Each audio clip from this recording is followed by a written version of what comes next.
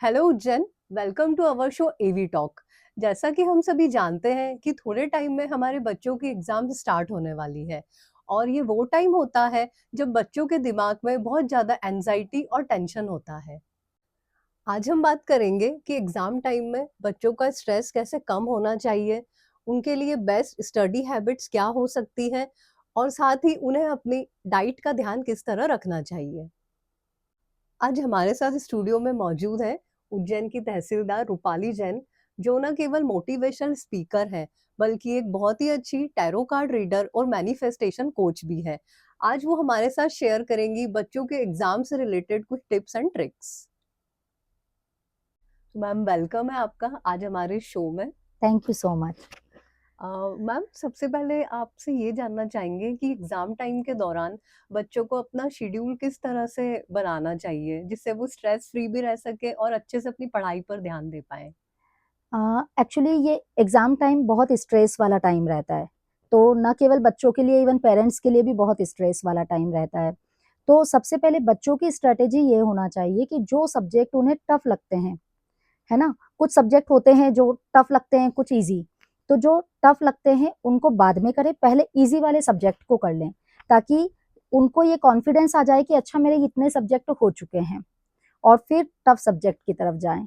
साथ ही जब वो दिन का शेड्यूल बनाएँ तो उसमें ये ज़रूर ध्यान रखें कि कम से कम 3 सब्जेक्ट को एक साथ पढ़ें। मतलब 2 घंटे एक सब्जेक्ट को पढ़ लिया, अगले 2 घंटे किसी और को और फिर एक ऐसा सब्जेक्ट जो बहुत ईज़ी हो जिसको आधे घंटे में रिवाइज़ किया जा सके। ताकि उनको बोरियत भी ना हो और जो टाइम उनका बहुत ऐसा प्रोडक्टिव टाइम रहता है, उस टाइम पे उनको टफ सब्जेक्ट पढ़ लेना चाहिए। आज के टाइम में देखा जाता है कि बच्चों को फियर ऑफ फेलियर बहुत ज़्यादा होता है। मीन्स उन्हें ऐसा लगता है कि यदि हमारे मार्क्स अच्छे नहीं आए तो हम सोसाइटी को कैसे फेस करेंगे? बिल्कुल। पेरेंट्स को ये ध्यान रखना चाहिए कि बहुत ज़्यादा प्रेशराइज़ बच्चों को नहीं करना चाहिए। मतलब आपको अगर लग रहा है कि बच्चा पढ़ रहा है, तो फिर उसे पढ़ने दीजिए, उसको ये मत कहिए कि तुझे टॉप करना ही है। अगर वो मेहनत कर रहा है तो उसे करने दीजिए, नहीं कर रहा है तो उसे टोकिए, लेकिन उसको प्रेशर मत कीजिए। मतलब ये मत कहिए कि तूने ये नहीं किया तो ये हो जाएगा। ठीक है? उसको जब आप अपनी तरफ से पूरा 100% देते हैं कि आप मेहनत करो, हम आपके साथ हैं, तो बच्चा खुद भी मेहनत करने के लिए आगे बढ़ता है। होता ये है कि बच्चे पढ़ना तो चाहते हैं लेकिन अपने पेरेंट्स के, सोसाइटी के और प्रेशर में आकर और बच्चे जो पढ़ना भी चाहते हैं, वो पढ़ नहीं पाते हैं क्योंकि उन्हें लगता है कि अगर मैंने पढ़ भी लिया और मैं टॉप नहीं कर पाया तो कोई मतलब ही नहीं है। तो पेरेंट्स का ये इसमें दायित्व बनता है कि वो उस प्रेशर को बच्चों तक आने ही ना दें। दूसरी बात जो हमने बात की कि बच्चों को कैसे हैंडल करना चाहिए प्रेशर को, तो बच्चों यदि आप पढ़ रहे हैं, तो आप फिर और कुछ मत सोचिए। आप अपना 100% दीजिए। जब आप अपना 100% देंगे, तो आपको ये पता रहेगा कि मैंने तो मेहनत पूरी की है, अब रिज़ल्ट जो भी होगा देखा जाएगा। इसके लिए आप अफ़र्मेशन भी कर सकते हैं। मतलब अपने आप से एक अच्छी तरीके से बात करना, ये कहना कि मैं अपना 100% दे रहा हूँ, मैंने बहुत अच्छे से तैयारी की है, एग्ज़ाम में वही आने वाला है जो मैंने पढ़ाई की है। जब इस तरीके की सेल्फ टॉक आप अपने आप से करेंगे, तो आपका प्रेशर जो है, वो धीरे-धीरे रिलीज़ होने लगेगा। मैम प्रेशर के लिए मैं एक बात और कहना चाहूँगी, आप ब्रीथिंग एक्सरसाइज़ कीजिए। जब भी आपको एक एंग्ज़ायटी लगती है, ऐसा लगता है क्या होगा?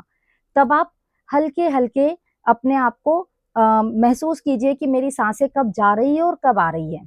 मतलब आप अपनी साँसों पर ध्यान दीजिए। जब आप साँसों पर ध्यान देंगे, तो आपका जो माइंड है, जो बॉडी है, वो अपने आप रिलैक्स होना शुरू कर देगी। तो ये एक बहुत अच्छा टिप्स एंड ट्रिक्स हैं कि आप माइंड और बॉडी को किस तरीके से शांत कर सकें। आज का टाइम सोशल मीडिया का है। यदि हम एक बार इंस्टाग्राम ओपन कर लेते हैं तो वो रील्स देखने में ही टाइम कहाँ पूरा हो जाता है पता नहीं पड़ता है। तो इस डिस्ट्रैक्शन से कैसे बचा जाए? देखिए बच्चों, अभी आपका एग्ज़ाम टाइम है, तो आपके लिए जो प्राथमिकता होनी चाहिए, वह यही होना चाहिए कि हम कितनी अच्छी तरीके से पढ़ाई करें। सबसे पहले अपने फ़ोन के नोटिफ़िकेशन सारे ऑफ कर देना चाहिए और एक फ़िक्स टाइम दे देना चाहिए कि मैं दिन भर में आधा घंटा फ़ोन देखूँगा और उसमें अपनी मनपसंद चीज़ देखिए, कोई दिक्कत नहीं है। लेकिन वो आधा घंटा सिर्फ़ आपके मोबाइल का रहेगा, इसके अलावा बाकी टाइम में आपको केवल पढ़ाई करनी है। मैंने इसके लिए एक ट्रिक भी बनाई थी। मेरे साथ भी ऐसा होता था, जब मैं पढ़ने बैठती तो कोई ना कोई काम याद आ जाता, या कभी ऐसा होता है कि कोई फ्रेंड को कॉल आ जाता, या मुझे याद आता कि इस फ्रेंड को कॉल करना है। तो मैंने एक छोटी-सी डायरी बना रखी है। जब मैं पढ़ने बैठती और अगर कोई ऐसा कॉल मुझे याद आ जाता है कि ये तो मोबाइल बहुत ज़रूरी है इसके लिए, तो मैं ये करती हूँ कि उसको लिख लेती हूँ कि अच्छा, मुझे पढ़ने के बाद ये जो मेरा टाइम खत्म हो जाएगा, इसके बाद मुझे इस-इस को कॉल करना है, या इससे मुझे ये चीज़ें लेनी है। क्योंकि क्या होता है, हमारा दिमाग भटकने के लिए ही है। हमारा दिमाग सबसे ज़्यादा डिस्ट्रैक्ट होता है, तो उसको कम करा जाए किस तरीके से, तो यही कर सकते हैं कि जो भी चीज़ें याद आएँ, उसको लिखते जाएँ, ताकि बाद में हम उसको कवर अप कर लें। अ, एग्ज़ाम की तैयारी के दौरान बच्चे अपनी प्रोडक्टिविटी कैसे बढ़ाएँ?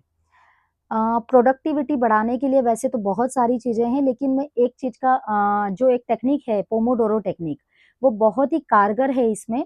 उसमें ये होता है कि आप 25 मिनट काम कीजिए बिल्कुल मन लगाकर, और 5 मिनट का ब्रेक ले लीजिए। तो यही करना है आपको कि 25 मिनट कोई भी आप जो बुक रीड कर रहे हैं, कुछ पढ़ रहे हैं, तो उसे कीजिए, और 5 मिनट खड़े हो जाइए, थोड़ा-सा स्ट्रेचिंग कर लीजिए, पानी पी लीजिए, और उसके बाद वापस आकर पढ़ने बैठ जाइए। ये बहुत अच्छी टेक्निक है जो आपके माइंड को रिफ्रेश करती है। मैम कई बार देखा जाता है कि बच्चों को सब आते हुए भी वो एग्ज़ाम के दौरान नर्वस हो जाते हैं, तो इसके लिए कुछ टिप्स बताएँ आप? सबसे पहले तो आपको अपने जो पढ़ने का तरीका है, वो ये रखना चाहिए कि जो भी मैं पढ़ूँ वो टॉपिक वाइज़ पढ़ूँ। जैसे 1857 की क्रांति पढ़ी, तो वो क्रांति के प्रभाव, कारण क्या उसके परिणाम रहे, सबको एक ही जगह आप लिख कर पढ़ लें, ताकि जब रिवीज़न करें तो एक तो बहुत ईज़िली हो जाए, और जब डायग्राम में आप इस तरीके से बना लेते हैं, तो आपको वो हमेशा याद रहती हैं। तो डायग्राम बना के आप तैयारी करें, और दूसरी बात कि अगर एग्ज़ाम टाइम में ऐसा लगता है कि हम भूल गए हैं, तो आप एक काम कीजिए, उस प्रश्न को छोड़ दीजिए, अगले प्रश्न पर आ जाइए। जब 2-3 प्रश्न आप कर लेंगे, उसके बाद जब वापस से उस प्रश्न पर जाएँगे, तो आपका दिमाग काम करने लगेगा और आपको वो चीज़ याद आ जाएगी। एग्ज़ाम टाइम के दौरान बच्चों की डाइट किस तरह की होनी चाहिए? देखिए, अभी ठंड से हम गर्मी की तरफ जा रहे हैं, तो डाइट में भी उस तरीके से परिवर्तन करना बहुत ज़रूरी है। ठंड में हम पानी बहुत कम पी पाते हैं, तो गर्मी आ गई है, दिन भर हम घर में ही रह रहे हैं, तो आप पानी ज़्यादा से ज़्यादा पिएँ, मतलब अपने आप को हाइड्रेटेड रखें। दूसरा, मौसमी फल ज़रूर खाएँ, मतलब रोज़ अपने डाइट में 1 फल ज़रूर शामिल करें, और घर का बना हुआ खाना खाएँ। बच्चों को कई बार ऐसा लगता है कि बाहर का मँगवा लेते हैं, पिज़्ज़ा खा लेते हैं, बर्गर खा लेते हैं, तो प्लीज़ एग्ज़ाम टाइम में वो सब चीज़ें आप अवॉइड कीजिए। अभी आप केवल घर का बना हुआ खाना खाइए। मैम और भी कुछ टिप्स देना चाहेंगे पेरेंट्स और बच्चों के लिए? देखिए, एग्ज़ाम टाइम बहुत क्रूशियल टाइम रहता है, तो बच्चों के लिए तो एक ही टिप्स है कि आप ये मत सोचिए कि ये आपके जीवन की आखिरी एग्ज़ाम है। मतलब हर एग्ज़ाम को इतनी ईज़िली कीजिए कि ये हो जाएगा, ठीक है, ये अगर इसमें मार्क्स कम भी आ गए तो कोई परेशानी नहीं होगी। मतलब इससे आपके जीवन पर कोई प्रभाव पड़ने वाला नहीं है। और पेरेंट्स को भी मैं यही कहना चाहूँगी कि अपने बच्चों पर मार्क्स के लिए दबाव मत डालिए। ये मत कहिए कि तुझे टॉप आना है, ये मत कहिए कि आपने अगर ये एग्ज़ाम में फ़ेल हो गए तो कुछ बड़ा तूफ़ान आ जाएगा। आप केवल बच्चों का साथ दीजिए। जब आप बच्चों के साथ रहेंगे तो बच्चे कितना भी बड़ा प्रेशर हो वो हैंडल कर लेंगे। पेरेंट्स को 100% अपने बच्चों को ये समझाना चाहिए कि ये एग्ज़ाम है, इसको एग्ज़ाम की तरह देना है, इसको जीवन का प्रश्न नहीं बना लेना है। तभी बच्चे शांति से, मन से एग्ज़ाम दे पाएँगे। So thank you so much ma'am हमारे शो में आने के लिए और हमारे सभी बच्चों और पेरेंट्स के साथ इतने अमेजिंग और यूज़फुल टिप्स शेयर करने के लिए। थैंक यू सो मच, और सभी बच्चों को मेरी तरफ से बहुत-बहुत ब्लेसिंग्स हैं। आप सभी को ऑल द बेस्ट, बहुत अच्छे से एग्ज़ाम दीजिए, बिल्कुल फ्री होकर एग्ज़ाम दीजिए, और याद रखिए ये आखिरी एग्ज़ाम नहीं है। Thank you.